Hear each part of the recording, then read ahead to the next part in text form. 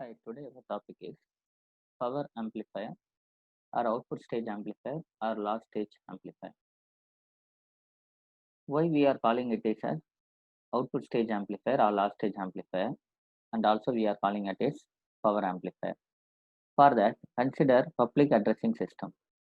In the public addressing system, we have amplifier system. We have amplifier system.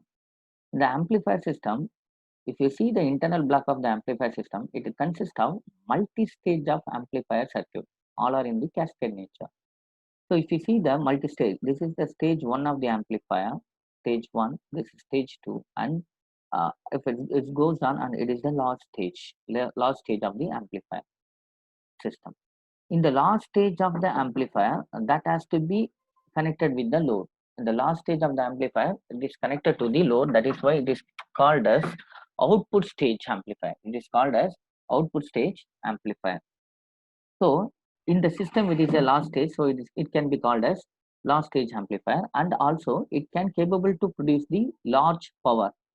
So that is why it is called as power amplifier. Okay. So in the amplifier system, we consider consists of multi-stages amplifier circuit. The last stage of the amplifier is power amplifier.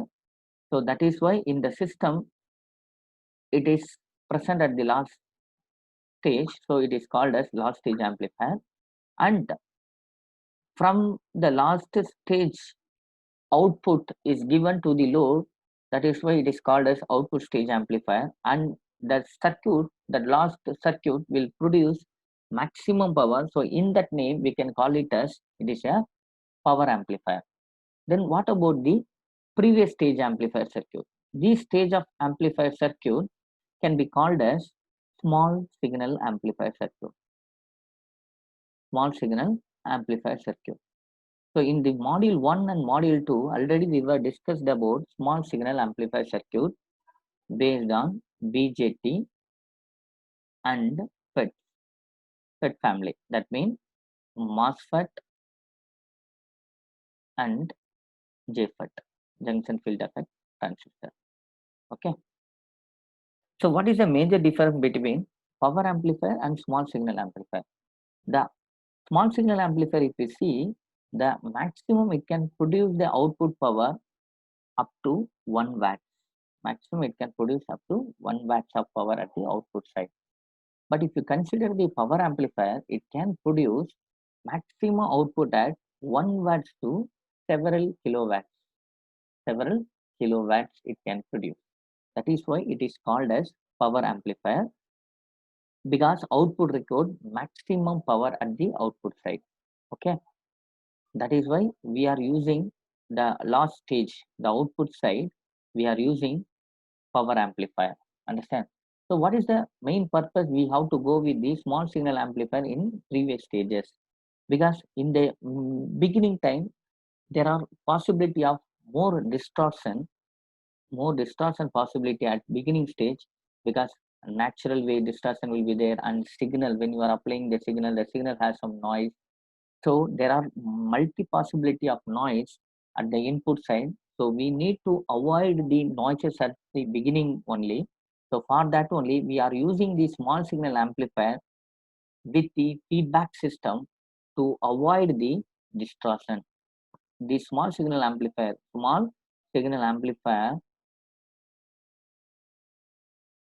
to avoid the distortion. Avoid the distortion. Okay. That is why we can call it as distortion free voltage amplifier. We can call it as distortion free voltage amplifier.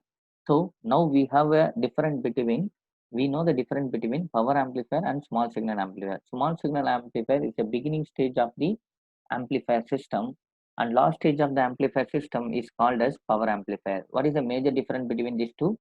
Power amplifier can produce maximum power at the output side because load required maximum power, and in between beginning stage there are possibility of distortion more. So to avoid the distortion, we are going with the small signal amplifier with the feedback system. Okay.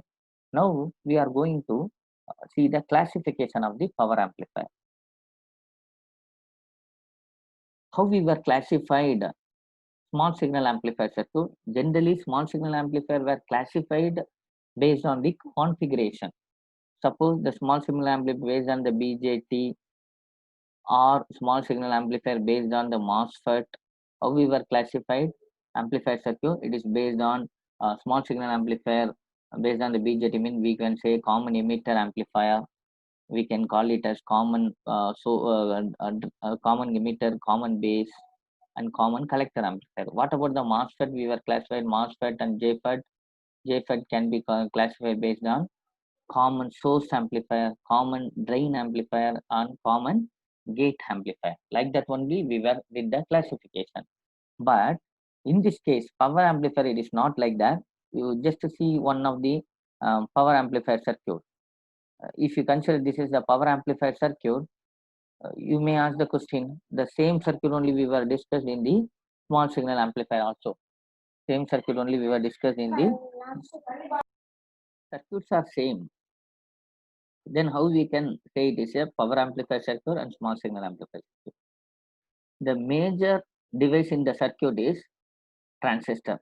Here we are using BJT. In the small signal amplifier, this BJT is small size, small in size. Okay. But in the power amplifier, it is a large in size, large in size. Okay. The region of the emitter, base, collectors more compare with the small signal transistor. So what? It can be capable to handle with the high power. High power means of voltage and current. It can capable to handle with the high voltage and high current. That's why it can capable to produce the high power at the output side. There is no other difference because in the power transistor, the we are using the large size in the transistor. In the small signal amplifier circuit, the size of the transistor will be the small one. That's all. There is no other difference. Okay. Next, we are going to see how the power amplifier is classified. Power amplifier can be classified into 4 types. One is Class A amplifier, Class B amplifier, Class AB amplifier, and Class C amplifier. What basis we are classified into those 4 types? You can see that here the power amplifier classification mainly based on how much portion of the input is involved at the output side. Based on that, we can say it is Class A or Class B or Class C or Class AB. Suppose full portions of the input is present at the output side with amplification nature, then it is called as Class A amplifier. See here, this is the example for Class A amplifier. So full portions of the input is present at the output side, right? So it is called as Class A amplifier. And we can say it is conduction angle of the transistor is what? 360-degree. That means 0 to 360-degree. It is repeated manner, periodic manner. It is repeated. Correct? 0 to 360-degree of the input cycle, the transistor is maintained the on stage. That's why even the positive cycle also amplified and negative cycle also amplified. At that nature is present at the output side.